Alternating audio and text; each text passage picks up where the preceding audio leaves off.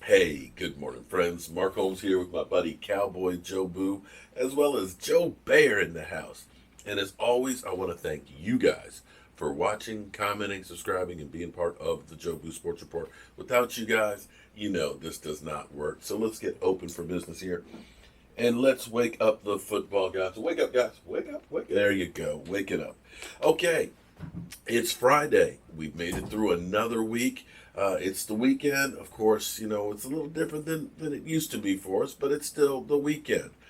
Um, you know, I talked about a couple days ago that you don't miss the water till the well runs dry. You don't miss something until you don't have it. Without bad times, you don't know what good times are. And I bet we can all appreciate that right now, as we all start getting hair that's looking kind of jacked up because we haven't been able to get a haircut and all that, or ladies can't go out and get their nails done, or the Botox and things. We're all getting that Rona 15, I'm going to call it, where we all put on about 15 pounds of fat and, of course, a whole lot of body hair and everything else. You kind of miss that barber right about now. You miss a lot of those things that you took for granted. And once you get them back, make sure you show those people some love because, they are critical to us. And you should appreciate a lot of things more now that we don't have them, like football and such. And this is what apparently has also happened with Aldon Smith. Aldon Smith, you know, a lot of times, I'm not making excuses for anybody, but a lot of times things happen that are beyond our control. Sometimes there's an illness, a mental illness, something that's not quite right, a chemical imbalance in your body, where you're paranoid schizophrenic or, bipolar and things like that. And sometimes you need medication to help with those situations. For some people, it's prescription medications. For other people, it might be some weed. But whatever, not everybody is wired exactly the same. And when you look at things from your own perspective and your own circumstances that happen in your life. And unless you've been in somebody else's shoes, you don't know exactly what's going on. Now, again, Aldon Smith has had some issues over the course of some time and things, being suspended from the NFL. Um, but as you hear some of the things, well, I tell you what, let's listen to his little interview with Jay Glazer on Fox. Yeah, so at your gym, Mike McCarthy came and we visited, and I had played against him when I was, in San Francisco when he was in Green Bay. But that's as far as we had, had contact. But when we met, it seemed like we had known each other, and that was really important to me because going through this process, I wanted to surround myself with people who I felt that connection with, and I felt like he, genuinely cares about me and just what I'm trying to do, just me as a man, and that was really important. So that obviously played a vital role. And then Jimmy's there, Jimmy Thompson was there. Who he was my coach when I was in San Francisco, and we had a great relationship there. And so they were just the pieces fit. Yeah. So The pieces fit. More on that interview with him, with Jay Glazer. He talks about hitting rock bottom in 2018. I was in a really dark place. I don't have a lot of value of how I thought about myself. I was sleeping under a car for some nights. My sickness took me there, and I had a home to sleep in. I mean, wow. He was sleeping under his car.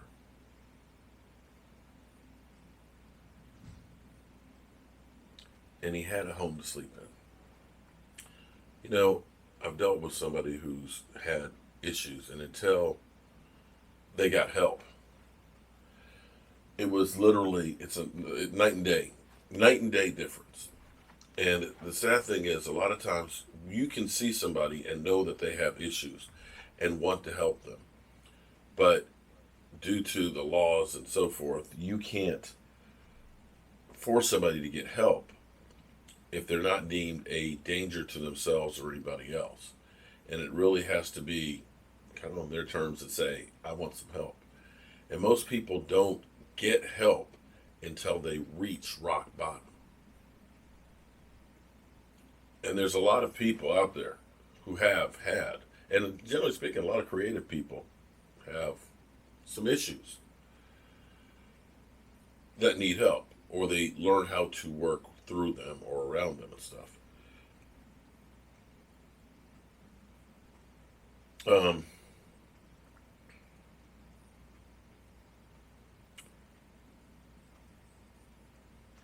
this is the other point that I was talking about on his, his possible return after being suspended for 4 years. Gives me a greater appreciation for the game I've been blessed to play. I'm just so excited that the Cowboys and the NFL has given me a chance to come back and finish what I started. That's pretty powerful. Now, I don't know how this will work out, but apparently he definitely looks up to a Mike McCarthy. That Mike McCarthy and him clicked immediately, and that visit was the impetus to him wanting to be in Dallas. That's a powerful thing.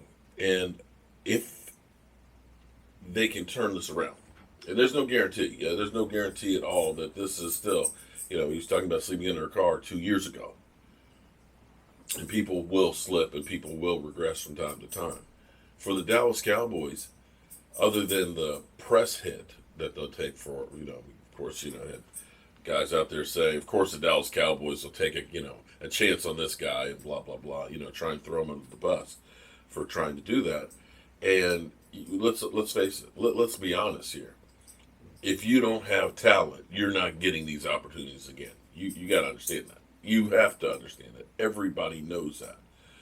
But with that is still an opportunity for him to get himself together and the Cowboys to be part of him getting his life together as well as achieving what he did before.